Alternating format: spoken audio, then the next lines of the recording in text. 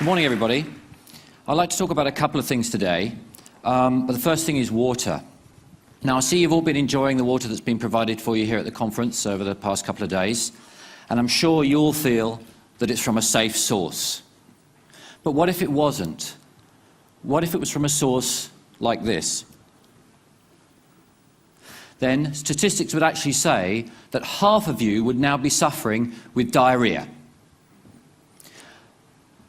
I've talked a lot in the past about statistics and the provision of safe drinking water for all. But they just don't seem to get through. And I think I've worked out why. It's because using current thinking, the scale of the problem just seems too huge to contemplate solving. So we just switch off. Us, governments, and aid agencies. Well, today, I'd like to show you that through thinking differently, the problem has been solved. By the way, since I've been speaking, another 13,000 people around the world are suffering now with diarrhea, and 4 children have just died. I invented Lifesaver bottle because I got angry.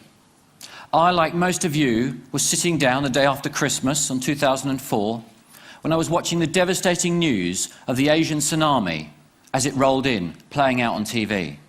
The days and weeks that followed, people fleeing to the hills, being forced to drink contaminated water or face death.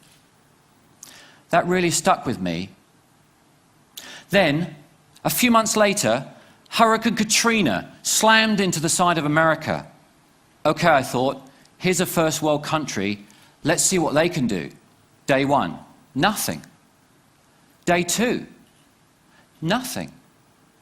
Do you know it took 5 days to get water to the Superdome? People were shooting each other on the streets for TV sets and water. That's when I decided I had to do something. Now, I spent a lot of time in my garage over the next weeks and months, and also in my kitchen, much to the dismay of my wife. However, after a few failed prototypes, I finally came up with this, the Lifesaver bottle. Okay, now for the science bit.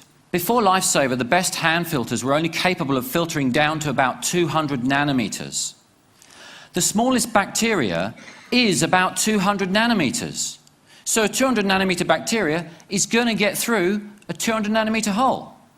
The smallest virus, on the other hand, is about 25 nanometers. So that's definitely going to get through those 200 nanometer holes. Lifesaver pores are 15 nanometers. So nothing's getting through. Okay, I'm going to give you a bit of a demonstration. Would you like to see that? I spent all the time setting this up, so I guess I should. We're in the fine city of Oxford. So, someone's done that up. Fine city of Oxford. So what I've done is I've gone and got some water from the River Cherwell and the River Thames that flow through here, and this is the water. But I got to thinking, you know, if we were in the middle of a flood zone in Bangladesh, the water wouldn't look like this. So I've gone and got some stuff to add into it. And this is from my pond. Have a smell of that, Mr. Cameraman. Okay. Right, we're just going to pour that in there. Okay, we've got some runoff from a sewage plant farm, so I'm just going to put that in there. Put that in there, there we go. And some other bits and pieces. Chuck that in there. And I've got a little gift here from a friend of mine's rabbit. So we're just going to put that in there as well. Okay. Now, the Lifesaver bottle works really simply. You just scoop the water up. Today I'm going to use a jug just to show you all. Let's get a bit of that poo in there. That's not dirty enough. Let's just stir that up a little bit. Okay. So I'm going to take this really filthy water and put it in here. Do you want a drink yet? Okay, there we go. Replace the top. Give it a few pumps, okay? That's all that's necessary. Now, as soon as I pop the teat, sterile drinking water is going to come out, and I've got to be quick. Okay, ready? There we go. Mind the electrics. That is safe, sterile drinking water. Good. There you go, Chris.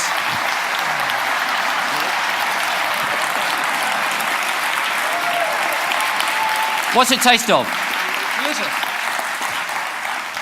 Okay. Let's see Chris's program throughout the rest of the show, okay? Okay. Lifesaver bottle is used by thousands of people around the world. It'll last for 6,000 litres, and when it's expired using fail-safe technology, the system will shut off, protecting the user. Pop the cartridge out, pop a new one in, it's good for another 6,000 litres.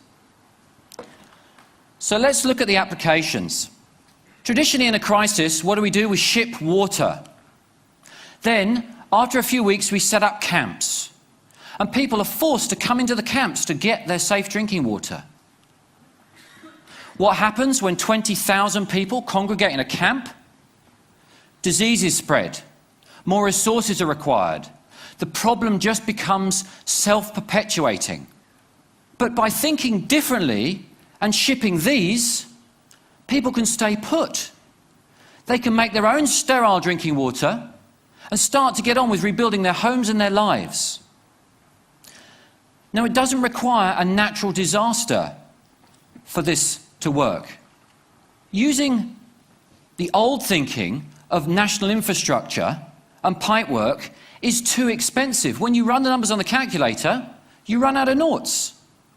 So here's the thinking different bit.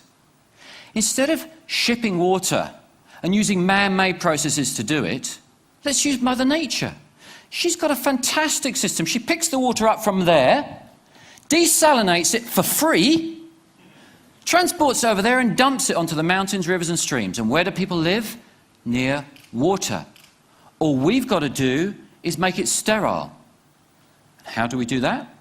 Well, we could use a Lifesaver bottle, or we could use one of these. The same technology in a jerry can.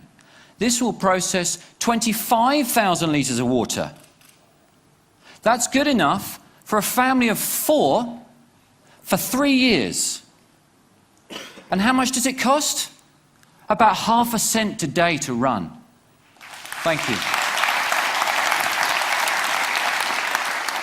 So by thinking differently and processing water at the point of use, mothers and children no longer have to walk 4 hours a day to collect their water.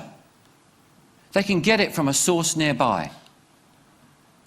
So with just $8 billion, we can hit the Millennium Goals target of halving the number of people without access to safe drinking water. To put that into context, the UK government spends about £12 billion a year on foreign aid. But why stop there? With $20 billion, everyone can have access to safe drinking water.